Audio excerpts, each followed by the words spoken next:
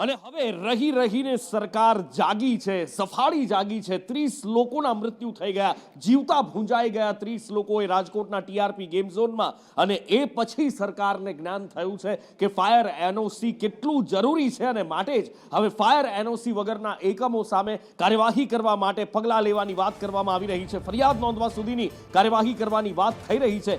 સવાલ એ થાય કે અત્યાર સુધી ક્યાં સૂતા હતા? રાજકોટની અંદર 30 લોકોએ જીવ ગુમાવ્યા અને એ પછી ફાયર એનઓસી વગરના જે એકમો છે એમની સામે કાર્યવાહી કરવાની શરૂઆત કરવામાં આવી છે। પોલીસ હવે ગુનો નોંધીને કાર્યવાહી પણ કરશે, પણ આ જ વસ્તુ 5 વર્ષ પહેલા કરવાની જરૂરિયાત હતી। જ્યારે તક્ષશિલા કાંડ થયો હતો તો કદાચ એ કોવિડની હોસ્પિટલો પણ ન સળગી હોત અને રાજકોટનો આ ટીઆરપી કાંડ પણ ન થયો હોત, અનેકો જીવ બચી ગયા હોત, પણ અનેક પરિવાર વિખેરાતા બચી ગયા હોત। પણ હવે સરકારને ભાન થયું છે અને હવે તમામ કલેક્ટર એસપીને સૂચના આપવામાં આવી છે। કદાચ અહીંયા આગળ જાગ્યા ત્યારથી સવાર દેર આય દુરસ્ત આય આ બધું જ કહેવું યોગ્ય નથી, કારણ કે અનેક પરિવાર વેર વિખેર થઈ ચૂક્યા છે। કેટલાય લોકો આવી રીતે જીવતા ભળતું થઈ ચૂક્યા છે ગુજરાતની અંદર, ક્યારેક હોસ્પિટલની અંદર, ક્યારેક તક્ષશિલા કાંડની અંદર અને હવે રાજકોટના ટીઆરપી ઝોનમાં પણ। ખેર, હવે એનઓસી વિનાના એકમો સામે કાર્યવાહી કરીને ગુનો નોંધવામાં આવશે એવું પોલીસ દ્વારા, એવું રાજ્ય સરકાર દ્વારા નક્કી કરવામાં આવ્યું છે। રાજ્ય સરકાર દ્વારા આદેશ આપી દેવામાં આવ્યા છે કે જેમની પાસે પણ એનઓસી નહીં હોય ફાયરનું, એમની સામે કાર્યવાહી કરવામાં આવશે અને એફઆઈઆર ફરિયાદ નોંધવા સુધીના પગલાં ભરવામાં આવશે। કલેક્ટર એસપીને પણ એના માટેના સૂચનાઓ આપવામાં આવી છે, પણ જો આ જ વસ્તુ પહેલા કરી હોત તો કદાચ આજે ગુજરાત ફરી એકવાર હિબકે ન ચડ્યું હોત। આજે રાજકોટની અંદર આ આક્રંદ એ ન જોઈ શકાય એવો હૈયાફાટ રુદન કદાચ જોવા ન મળ્યું હોત।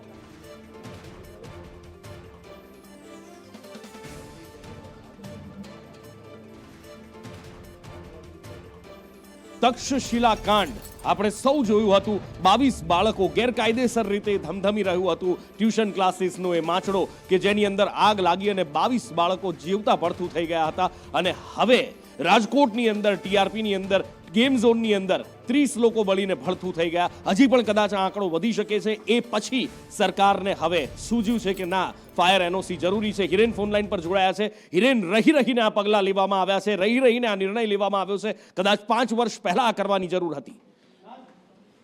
એ ભૂલના કારણે જ રાજકોટની આ દુર્ઘટના હોય, ફરણીની દુર્ઘટના હોય કે સુરતની દુર્ઘટના હોય, આ પ્રકારની કોઈ ઠોસ કાર્યવાહી ન થઈ હોવાના કારણે આ દુર્ઘટનાઓ અલગ અલગ બની છે। અને એટલા જ માટે રાજકોટની આ દુર્ઘટના બાદ રાજ્ય સરકારે આ નિર્ણય અને આદેશો કર્યા છે। ગૃહ વિભાગને ખાસ સૂચના આપવામાં આવી છે કે જેટલા પણ એકમો અત્યારે પ્રાયોગિક ધોરણે ખાસ આ ગેમ ઝોન છે, અલગ અલગ પ્રકારની રાઇડ્સ છે અને મોટી જગ્યાઓ એટલે કે ઓપન જગ્યાઓ છે, જ્યાં પબ્લિક પ્લેસ છે, જાહેર જગ્યાઓ છે, આવી જગ્યાઓ પરના જે એકમો છે ત્યાં કોઈ ફાયર એનઓસી વગરના એકમો છે અથવા તો ત્યાં જરૂરી પરમિશનો મંજૂરી નથી, તો આવા એકમો સામે તાત્કાલિક ધોરણે ફરિયાદ નોંધી અને આઈપીસીની કલમ અંતર્ગત કાર્યવાહી કરવા માટે આદેશો આપવામાં આવ્યા છે, જેથી કરીને એક દાખલો બેસે કે રાજ્યમાં અલગ અલગ જગ્યાઓ પર આ પ્રકારે પરમિશન વગર જે કામગીરી શરૂ થઈ જતી હોય છે એવી કામગીરી શરૂ ન થાય અને તમામ લોકો જ્યારે પણ આવા ઔદ્યોગિક એકમો અથવા તો કોમર્શિયલ કામકાજ માટે જે શરૂ કરવામાં આવે છે એની અંદર એનઓસી સહિતની પરમિશન છે તે લેવી આવશ્યક છે, એ સમજી અને ફરજિયાતપણે એનું પાલન કરે એ હેતુથી આદેશો આપવામાં આવ્યા છે। આજથી જ રાજ્યભરની અંદર આ અમલ શરૂ થયો છે કે જ્યાં જ્યાં ફાયર એનઓસી વગરના ગેમ ઝોન છે, કારણ કે માત્ર 8 મહાનગરોમાં જોઈએ તો 8 મહાનગરોમાં 100 જેટલા એકમો આવેલા છે, એમાં 50% એકમો એવા છે કે એનઓસી વગરના છે અને એની સામે પણ કાર્યવાહી કરવા માટે આદેશો આપવામાં આવે છે। એટલે આખા રાજ્યના આવા તમામ એકમો સામે રાજ્ય સરકાર ફરિયાદ નોંધીને આઈપીસી અંતર્ગત તેમને તાત્કાલિક જામીન ન મળે એ પ્રકારની કલમો ઉમેરવા માટે પણ સૂચના અપાઈ છે। અને હવે સૂચના આપવામાં આવી છે, ઘોડા છૂટી ગયા, તબેલે તાળા મારવાને આ બધા વચ્ચે એસઆઈટીની રચના થઈ હતી। એસઆઈટી દ્વારા તપાસ કરવામાં આવી છે અને એસઆઈટીની તપાસ પૂરી થઈ છે, રિપોર્ટ સોંપી દેવામાં આવ્યો છે। લોકોને હજી પણ વિશ્વાસ નથી બેસી રહ્યો કે આ વખતે પણ એવા કડક કાર્યવાહી જોવા મળશે, આ વખતે પણ ભીનું સંકેલાશે એવી લોકોને એ ફડક મનની અંદર છે, ભય છે, કારણ કે પાછલી અનેકો ઘટના એના ઉદાહરણ છે। પાછલી જે માનવ સર્જિત હોનારતો થઈ છે એની અંદર ભીનું સંકેલવાના પ્રયત્નો કરવામાં આવ્યા અને એની સાબિતી જામીન ઉપર બહાર રહેલા એ નિર્દોષોના હત્યારાઓ છે અને આ વખતે એસઆઈટી શું કરશે એના ઉપર સૌને સવાલ છે, સૌની મીટ છે. છતાં પણ એક આશા છે. મનીષ મારી સાથે છે. મનીષ, આટલી દુર્ઘટનાઓમાં આપણે જોયું માનવ સર્જિત દુર્ઘટના, માનવ અપરાધ, અપરાધ, માનવ વધની કલમ, એમ છતાં પણ લોકો છૂટી જાય છે. પણ આ વખતે એક આશા એવી છે કે ના, આ છેલ્લો બનાવ બની રહે ને કદાચ એના માટે જ એસઆઈટી ઉપર એક ભરોસો લોકો રાખી શકે. બિલકુલ નુપુર, કારણ કે અત્યારે એના સિવાય આપણી પાસે બીજો કોઈ ઓપ્શન પણ નથી. કારણ કે આપણે સૌ કોઈ જાણીએ છીએ કે જેમાં પ્યાદાઓ પકડાય છે, એ માફિયાઓ પકડાય છે કે જેની સાથે જેમણે આ ગદ્દારી કરી છે, આ માસૂમ ભૂલકાઓ સાથે જેણે આ ખેલ કર્યો છે, આ મોતના માંચડાઓ રચ્યા છે. પરંતુ એસઆઈટી જ્યારે રચી છે સરકારે, તો એક અપેક્ષા એ પણ છે કે એમના તરફથી કોઈ ઠોસ પગલાં લેવામાં આવે, વારંવારની એસઆઈટીની રમત બંધ થાય અને આ પ્રકારની એસઆઈટીઓ રચવાની જરૂર ન પડે. પરંતુ અત્યારે જે રિપોર્ટમાં સામે આવી રહી છે કેટલીક વિગતો, એમાં સૌથી મોટી વાત એ છે કે પીડબ્લ્યુડી, આરએનબી અને સાથે સાથે આરએમસીના જે અધિકારીઓ છે એમના જે ભાંડાફોડ થયો છે એમની ગતિવિધિઓનો, કેવી રીતે એન્જિનિયરોએ એમને શિખામણ આપી હતી, કેવી રીતે સલાહો આપવામાં આવી હતી, કેવી રીતે આને ગેરકાયદેસરથી કાયદેસર કરવાની પ્રક્રિયા હાથ ધરવામાં આવી હતી, ઇમ્પેક્ટ ફી ભરીને આ આખા રિપોર્ટને તૈયાર કરીને એસઆઈટીની ટીમ જે અત્યારે ગાંધીનગર પહોંચી છે, રિપોર્ટ સરકારને સોંપશે અને ત્યારબાદ ફરીથી તેઓ રાજકોટ જવાના છે. પરંતુ આપણે સૌ જાણીએ છીએ નુપુર કે કોઈ અધિકારી જેમને સરકાર ખુદ માને છે કે આ લોકો ક્યાંક ને ક્યાંક બેદરકારી રાખીને બેઠા છે, એ લાપરવાહી રાખી છે, એ વસ્તુ સામે આવી છે ને ત્યારબાદ એમની બદલી અથવા તો સસ્પેન્ડના ઓર્ડર કર્યા છે. પરંતુ એકે અધિકારી કે બાબુનું નામ અત્યાર સુધીમાં એફઆઈઆરમાં નથી દાખલ થયું. એ ગુજરાત જાણે છે. આપણે સૌ જાણીએ છીએ કે ગુજરાત અત્યાર સુધી એ વાતનું પણ સાક્ષી રહ્યું છે કે કોઈના એક મર્ડરના કેસમાં આઈપીએસ અધિકારીઓ રિટાયર થાય ત્યાં સુધી જેલમાં રહ્યા છે. પરંતુ આટલા અપરાધ માનવ વધના ગુના હેઠળ પણ જે અત્યારે આરોપીઓ છે બધા જ જેલની બહાર છે. આપણે જોઈએ છે મોરબી હોય, સુરતની તક્ષશિલા હોય, હરણીકાંડ હોય, આ તમામમાં મોટા માથાઓ બહાર છે અને નાના પ્યાદાઓ અત્યારે હરણી સિવાયના બધા જ કેસમાં બહાર છૂટીને બહાર નીકળી ગયા છે. નોપુર, જ્યારે આ ટીઆરપી ગેમ ઝોનની અંદર લોકો અંદર રમી રહ્યા હતા, આટલા બધા લોકો હતા, લગભગ 70 થી વધારે લોકો હતા, 45 કરતા વધારે કર્મચારીઓ હતા અને એમાં જે ફોર્મની શીટ પડી હતી એની ઉપર વેલ્ડિંગ ચાલી રહ્યું હતું. એ વેલ્ડિંગ જ્યારે ચાલી રહ્યું હતું એના તણખા પડ્યા ફોર્મની શીટે, તરત જ આગ પકડી લીધી અને 10-15 મિનિટની અંદર આખો ગેમ ઝોન ભડભડ બળવા લાગ્યો. પણ એ જ્યારે તણખા જર્યા અને એમાંથી આગ લાગી, એ વખતે ઘણા બધા લોકો ત્યાં આગ ઓલવતા દેખાયા હતા. એમાંનો જ એક વ્યક્તિ હતો પ્રકાશ હિરન અને એમાં ખુલાસો મોટો થયો છે કે પ્રકાશ આ ગેમ ઝોનનો મુખ્ય સંચાલક હતો. 60 થી 70% એની ભાગીદારી હતી. પરિવારે એવી આ નોંધ કરાઈ છે કે પ્રકાશ ગુમ છે. આ ઘટના થઈ ત્યારથી એનો કોઈ અતોપત્તો નથી અને બીજી બાજુ ક્રાઇમ બ્રાન્ચ એને શોધી રહી છે. આખરે ક્યાં છે પ્રકાશ, શું થયું છે એની સાથે, શું અપડેટ મળી રહ્યા છે, મયુર પાસેથી જાણીએ.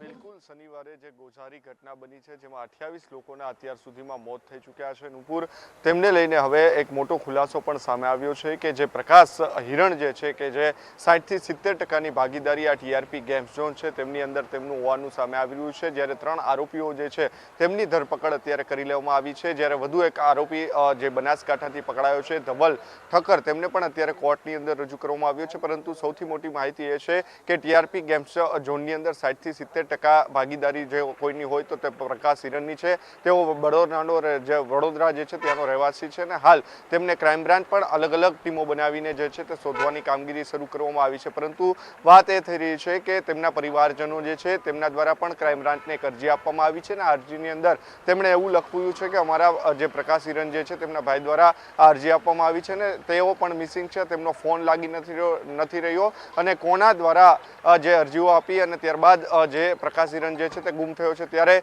અસમંજસ એ થયો છે પ્રકાશ જે છે તે આ આગની અંદર મૃત્યુ પામ્યો છે કે જે તેઓ ફરાર થઈ ગયો છે, તેમને લઈને અસમંજસ જે છે તે જોવા મળી રહી છે.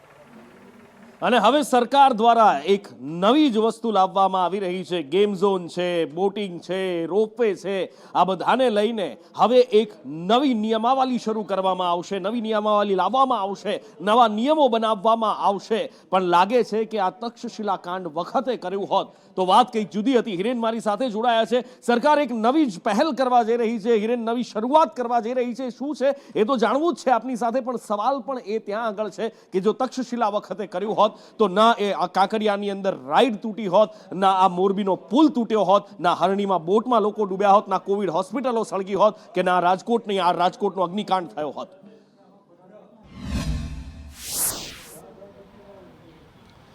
જો કાંકરિયાની રાઈડ તૂટી એના પછી રાજ્ય સરકારે આ હરકત શરૂ કરી હતી અને એ કામગીરી પૂર્ણ થતાં લગભગ 4 થી 5 વર્ષ જેટલો સમય થયો. જો કે એમાં આખરી સ્થિતિ તરફ રાજ્ય સરકાર નથી પહોંચી શકી.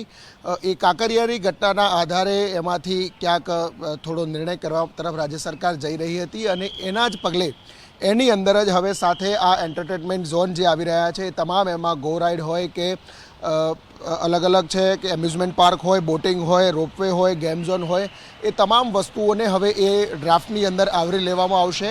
ગઈકાલે ગુજરાત હાઈકોર્ટની અંદર પણ રાજ્ય સરકારના વકીલે ત્યાં કહ્યું હતું કે અમે આ પ્રકારની ડ્રાફ્ટ તરફ આગળ વધી રહ્યા છે.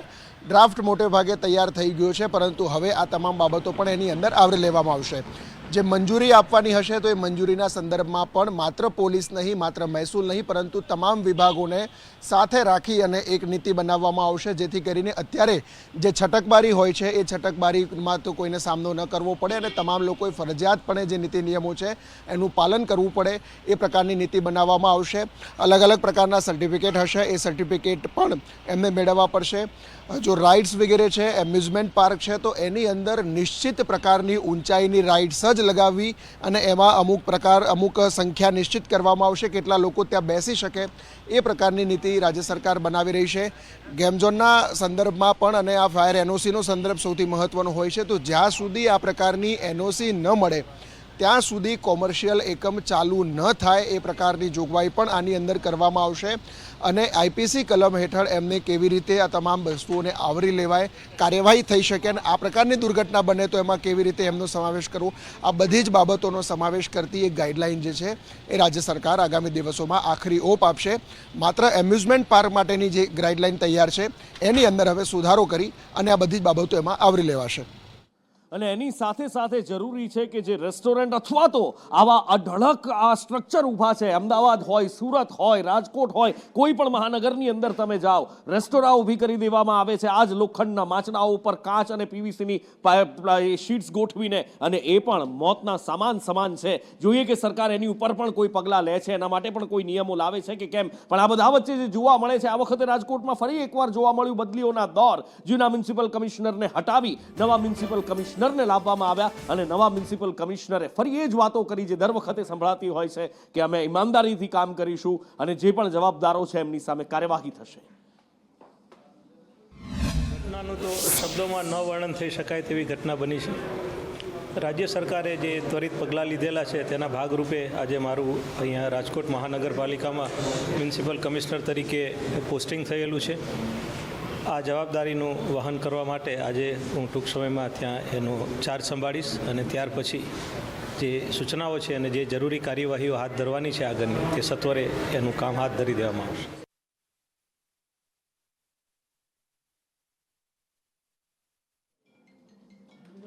અને હવે રહીને બધા જ જાગ્યા છે. શિક્ષણ વિભાગ પણ જાગ્યું છે કે ભાઈ ક્યાંય સ્કૂલોમાં આવું ન થઈ જાય ક્યાંક, કારણ કે રાજકોટની આ ઘટનાએ આખા ગુજરાતને હચમચાવી નાખ્યું છે. આ અગ્નિકાંડે આખા ગુજરાતને ધ્રુજાવ્યું છે. ત્યારે અલગ અલગ જગ્યાએ તપાસ કરવામાં આવી રહી છે. શિક્ષણ વિભાગે તપાસના આદેશ આપ્યા છે. એની સાથે સાથે 8 મહાનગર હોય, ભાવનગર હોય, સુરત હોય, રાજકોટ, અમદાવાદ, ગાંધીનગર, બધી જ જગ્યાએ જે પણ ગેમ ઝોન છે, ગેમ ઝોનના રિપોર્ટ તૈયાર કરવામાં આવ્યા. 100 થી વધારે ગેમ ઝોન હતા, એના રિપોર્ટ તૈયાર કરી રાજ્ય સરકારને સોંપવા આવ્યા છે. બધા જ ગેમ ઝોન તો પહેલેથી જ બંધ કરી દેવામાં આવ્યા છે.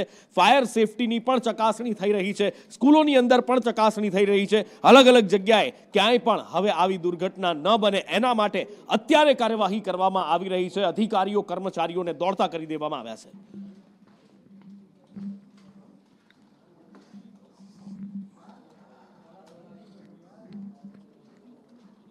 સંજુ જલ્દી આવી જા.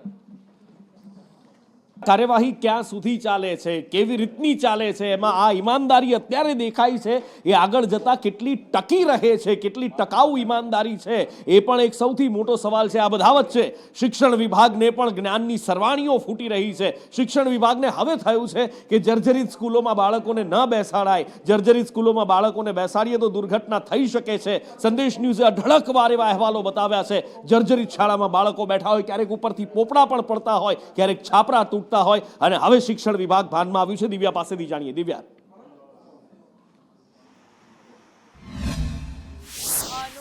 રાજ્યની તમામ ડીઓને આદેશ કરવામાં આવ્યો છે અને જે જર્જરિત સ્કૂલો હોય કે પછી વાયર સપ્લાય વીજ કનેક્શન કેવા પ્રકારનું રાખવામાં આવ્યું છે, જર્જરિત સ્કૂલો આવેલી હોય ત્યાં પણ બેરિકેટિંગ કરવા માટેની સૂચનાઓ છે તે આપવામાં આવી છે અને તમામ આવા પ્રકારની જે સ્કૂલો હશે ત્યાં આજથી જ તપાસનો ધમધમાટ છે તે શરૂ કરી દેવામાં આવ્યો છે. રાજકોટ આગની દુર્ઘટના બાદ હવે પ્રશાસન રહીને જાગ્યું છે. ઘોડા છૂટી ગયા બાદ તબેલાને તાળા મારવા જેવી સ્થિતિ હવે જોવા મળી રહી છે અને તેને જ અંતર્ગત શિક્ષણ વિભાગ હવે સફાળું જાગ્યું અને તંત્ર દોડતું થયું. રાજ્યની તમામ સ્કૂલોમાં અને સાથે જે જર્જરિત સ્કૂલો છે ત્યાં વિદ્યાર્થીઓને ન ભણાવવા માટેની પણ સૂચનાઓ આપવામાં આવી છે. વીજ જોડાણથી લઈને પાણી કનેક્શન તમામ વિગતવાર છે તે તપાસવા કરવામાં આવી રહી છે. ફાયર સેફ્ટી ન હોય તેવી સ્કૂલોને નોટિસ આપવામાં અને સીલ મારવાની પણ કાર્યવાહી છે તે પણ કરવામાં આવી રહી છે. જી, આ બધા વચ્ચે રાજકોટ આક્રંદની અંદર ડૂબેલું છે કારણ કે 30 લોકોના મૃત્યુ થયા છે. પહેલા 28નો આંકડો હતો, વધુ 2 લોકો માનવ અંગો એમના મળી આવ્યા છે અને 30 લોકોના મૃત્યુ થયા છે. પણ આ બધા વચ્ચે એ હતભાગી પરિવારો પોતાના વહાલ સોયાનું છેલ્લું મોઢું તો ન જોઈ શક્યા, પણ હવે એમને એ ઝંખના છે કે એમને એમના એ વહાલ સોયાના મૃતદેહ આપી દે, એમના એ શરીર આપી દે કે જેથી કરીને તેઓ અંતિમ સંસ્કાર તો કરી શકે. એ 30માંથી માત્ર 20ના જ ડીએનએ સેમ્પલ મેચ થઈ ચૂક્યા છે. કશ્યપ પાસેથી જાણીએ કે આખરે કેમ આટલો સમય લાગી રહ્યો છે. એ હતભાગી પરિવારોને આખરે અંતિમ સંસ્કાર ક્યારે કરવા દેશે આ તંત્ર? બિલકુલ, જે આ રાજકોટમાં ઘટના બની હતી અને રાજકોટની આ ઘટના છે જેમાં ડેડ બોડી જે છે તે એટલી હદે બળી ગઈ છે કે કોઈની ઓળખ જે છે તે થઈ શકતી નથી. મહત્વનું છે કે હાલ ડીએનએ ટેસ્ટ મારફતે ડેડ બોડી છે તે કોની હતી તે ઓળખ છે તે કરવામાં આવી રહી છે અને અત્યાર સુધી 20 જેટલા લોકોની ડેડ બોડી છે તેની ઓળખ થઈ ગઈ છે. મહત્વનું છે કે બ્લડ સેમ્પલ જે છે તે કલેક્ટ નથી કરી શકતા અને તેના કારણે હાડકાં જે છે તેમાંથી સેમ્પલ કલેક્ટ કરી અને આ ડીએનએ ટેસ્ટ જે છે તે કરવામાં આવી રહ્યા છે અને હાડકાં પણ જે છે તે વધુ માત્રામાં બળી ગયા છે અને તેના કારણે જ આ ડીએનએ ટેસ્ટ છે તેમાં સમય લાગી રહ્યો છે. 30 પૈકી 20 ડેડ બોડી જે છે તેની ઓળખ છે તે થઈ ગઈ છે અને આજે વધુ 3 લોકોની ડેડ બોડી છે તેની ઓળખ થઈ ગઈ છે અને પરિવારને હવે આ ડેડ બોડી સોંપવાની કામગીરી કરવામાં આવી રહી છે. જી, અને કોવિડના સમયની એ ઘટનાઓ ફરી એકવાર યાદ કરાવું કે જ્યારે હોસ્પિટલો સળગી હતી, વેન્ટિલેટર કારણ હોય, ગમે તે કારણ હોય, પણ હોસ્પિટલોની અંદર આગ લાગી હતી. જે કોવિડના દર્દીઓ બીજા દિવસે ઘરે જવાના હતા, સાજા થઈ ગયા હતા, ઉત્સાહ આનંદ હતો એમના પરિવારની અંદર, એ આક્રંદમાં ફેરવાઈ ગયો કારણ કે હોસ્પિટલો ભડ બળી હતી. એ વખતે કહેવામાં આવ્યું હતું કે દરેક હોસ્પિટલની અંદર ધ્યાન રાખવામાં આવશે, દરેકની અંદર ફાયર સેફ્ટીના નોર્મ્સ છે કે નહીં એ ચેક કરવામાં આવશે, ન હોય તો કાર્યવાહી કરવામાં આવશે. પણ અમદાવાદ મહાનગરપાલિકાના તંત્ર તરફ તમે જુઓ તો ફિટકાર સિવાય બીજું કંઈ નહીં વર્ષે સાહેબ. કારણ એ છે કે અમદાવાદ મહાનગરપાલિકાની પોતાની જ હોસ્પિટલોમાં ફાયર સેફ્ટીના નોર્મ્સના ધજાગરા ઉડતા જોવા મળે છે. જોઈ લો ગ્રાઉન્ડ ઝીરો રિપોર્ટ.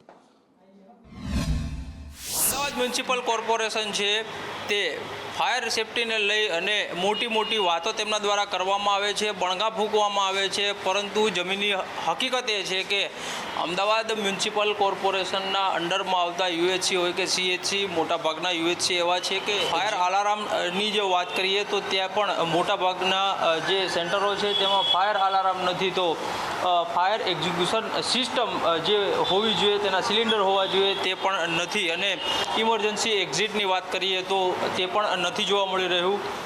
ફાયર સેફ્ટીનું અત્યારે કરવામાં આવેલું છે. હમણાં આજે જ અમારે ઝોન ઓફિસમાંથી વાત થયેલી છે તો એની અત્યારે ડિટેલ આપી દીધેલી છે ઉપર. એની અત્યારે ડિટેલ આપી દીધેલી છે અને રાહ જોવાઈ રહી છે કે ફરી એકાદી હોસ્પિટલ સળગે, ફરી ગુજરાતમાં કોઈ અગ્નિકાંડ થાય, આવી રાહ જોવાતી હોય છે. ને અત્યારે વેકેશનનો સમય છે, વેકેશનના સમયની અંદર લોકમેળાઓ ભરાતા હોય છે, એમ્યુઝમેન્ટ પાર્ક જેવા મેળાઓ બનતા હોય છે ખુલ્લા મેદાનોની અંદર. સંદેશ ન્યૂઝમાં પણ રિવરફ્રન્ટ પર આવો એક મેળો ભરાયો છે, એક્વેરિયમ વગેરે બનાવવામાં આવ્યું છે. ત્યાં સંદેશ ન્યૂઝની ટીમ પહોંચી તો જોયું કે રાજકોટમાં અગ્નિકાંડ થયા પછી તાત્કાલિક બીજા દિવસે ત્યાં ફાયરના બાટલા, ફાયર એક્સટિંગ્યુશર્સ લગાવી દેવામાં આવ્યા અને જ્યારે એમના સંચાલકને પૂછવામાં આવ્યું તો એમણે પણ આ કેવો લૂલો બચાવ કર્યો છે, હમણાં ડોક્ટર બચાવ કરતા હતા એવો જ બચાવ કર્યો છે. જોઈ લો સાહેબ, અહીંયા 25,000 લીટર પાણીની ડ્રમ ભરેલા છે, 12 ટેન્કર ઊભું કરેલું છે. એમ્યુઝમેન્ટમાં પાછળ બી ડ્રમો 30 ડ્રમ ભરેલા છે. આજે 72 ફાયર સેફ્ટીના બાટલા લગાડેલા છે. 25-26 તારીખના બીજા ઉમેર્યા, પહેલાં 10-12 તો હતા જ. પાણીની વ્યવસ્થા અને 10-12 બાટલા તો હતા અને કાલે અમારી રીતે અમે વધાર્યા છે 25 બાટલા. રાજકોટ એક તરફ આક્રંદમાં ડૂબેલું છે, આક્રોશ છે રાજકોટની અંદર, અને જ્યારે વારે તહેવારે દેખાતા નેતાઓ દેખાય ત્યારે આક્રોશ ફૂટી ઉઠે છે. એ આક્રોશ બહાર ભભૂકી ઉઠતો હોય છે અને એ જ આક્રોશ જ્વાળામુખીની જેમ ભભૂક્યો રાજકોટના લોકોનો જ્યારે એમણે રૂપાલાને જોયા. સીધા સવાલો પૂછી લીધા કે વોટ લેવા માટે આવ્યા હતા, આટલું બધું થઈ ગયું ત્યાં સુધી ક્યાં હતા, અને રૂપાલાએ એની ઉપર પ્રતિક્રિયા આપી. હું અહીંયા બીજે જ દિવસે સવારે 8 વાગ્યાનો અહીંયા આ સ્થળે હું નહોતો આવ્યો, એટલી વાત તમારી સાચી છે. એનું કારણ પણ આ બધી પ્રવૃત્તિ કરવાથી હું એવું માનું છું, મારો પોતાનો એવો મત છે કે જે પ્રક્રિયાઓ ચાલી રહી છે એને થોડું ઘણું વ્યવધાન થાય છે ટેકો થવાને કારણે. હું અહીંયા જ હતો, હું તંત્ર સાથે સંકળાયેલો હતો, તંત્ર સાથે કોર્ડિનેટ કરતો હતો, અહીંયા આવનારાની સાથે પણ હું પ્રત્યક્ષ જોડાણેલો હતો અને એમની સાથે બધાની સાથે સંપર્ક કરીને એનું કોર્ડિનેશન સારી રીતે ચાલે એ હું પહેલે દિવસે અહીંયા હું સીએમ સાહેબને રૂબરૂ હું જ મળ્યો હતો અને આપના લોકોએ મારી બાઈટ પણ લીધી. અને આના ઘણા બધા પરિમાણો હોય છે અને એને કારણે વ્યવસ્થાની અંદર નાની મોટી કોઈ ક્ષતિ રહી ગઈ હોય તો એને મોટી. આગળ વાત કરવી છે છેલ્લા તબક્કાની ચૂંટણીની તૈયારીઓની, અને એનો માહોલ અત્યારે બરાબર જામતો દેખાય છે. વડાપ્રધાન નરેન્દ્ર મોદી વારાણસીથી ફરી એકવાર આ વખતે ઉમેદવાર છે અને ફરી એકવાર વડાપ્રધાન નરેન્દ્ર મોદીનો ત્યાં આગળ જબરજસ્ત ચામ, ક્રેઝ દેખાઈ રહ્યો છે. અંતિમ તબક્કા માટેનો વડાપ્રધાન નરેન્દ્ર મોદીએ પ્રચાર પણ કર્યો અને એ દરમિયાન અહીંયા આગળ મોદી મોદીના નારા પણ ગુંજતા જોવા મળ્યા. હર હર મોદી, ઘર ઘર મોદીનો નારો પણ વારાણસીમાંથી જ નીકળ્યો હતો. અજય મારી સાથે જોડાયા છે, વારાણસીથી લાઈવ છે.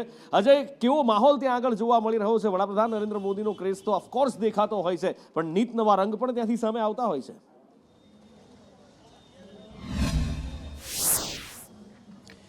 देखिए, निश्चित तौर पे अगर माहौल की बात करें तो संदेश न्यूज़ की टीम जो है पूरे बनारस के अलग अलग हिस्सों में सफ़र कर रही है. लेकिन एक पहली चीज़ जो सबसे ज़्यादा बनारस में आकर्षित करती है, यहाँ की जो सड़क है. पहले जब 2014 में हम लोग यहाँ पर रिपोर्टिंग करने के लिए आए थे तो यहाँ की जो सड़कें हैं काफ़ी गंदी यहाँ पर दिखाई देती थी. लेकिन सामने आपको एक गाड़ी भी दिखाई दे रही है जो कि अलग अलग दुकानों से जो भी कचरे हैं या सामान है उसको लेके जा रही है. यानी प्रॉपर वे में साफ सफाई का ध्यान देखने को मिल रहा है. और खास करके जहाँ का आप नज़ारा देख रहे हैं ये गोदौलिया चौराहा है, जहाँ से 400 से 500 मीटर की दूरी पर काशी विश्वनाथ टेम्पल है. और इसी वजह से इस पूरे रोड पर पूरे देश भर से जितने भी श्रद्धालु हैं वो आते हैं और यही दर्शन के लिए जा रहे हैं. इसी वजह से यहाँ पर मजमा दिखाई दे रहा है. लेकिन सामने आप एक दुकान देख सकते हैं, काशी चाट भंडार है. ये भी काफ़ी पुरानी दुकान है, 1967 में बनी हुई है और 57 साल हो चुके हैं. और यहाँ पर तीसरी पीढ़ी के जो लोग हैं वो इस दुकान को फिलहाल चला रहे हैं. अभी हालांकि 5 बजे का वक्त है, आप देख सकते हैं कि 5 बजे के वक्त में ही यहाँ पर कितनी ज़्यादा भीड़ दिखाई दे रही है. लेकिन जैसे जैसे रात होती है यहाँ पर काशी चाट भंडार खाने वालों का रेला लग जाता है. और हालांकि यहाँ पर अभी स्थानीय लोग नहीं है, जो लोग बाबा भोलेनाथ के दर्शन करने के लिए आए हैं बिल्कुल वो यहाँ पर फिलहाल दिखाई दे रहे हैं. लेकिन स्थानीय लोग रात के वक्त आते हैं. जी जी, तो एक तरह से कह सकते हैं कि प्रधानमंत्री नरेंद्र मोदी को लेकर के एक खास पॉजिटिव माहौल यहाँ पर देखने को मिल रहा है. जी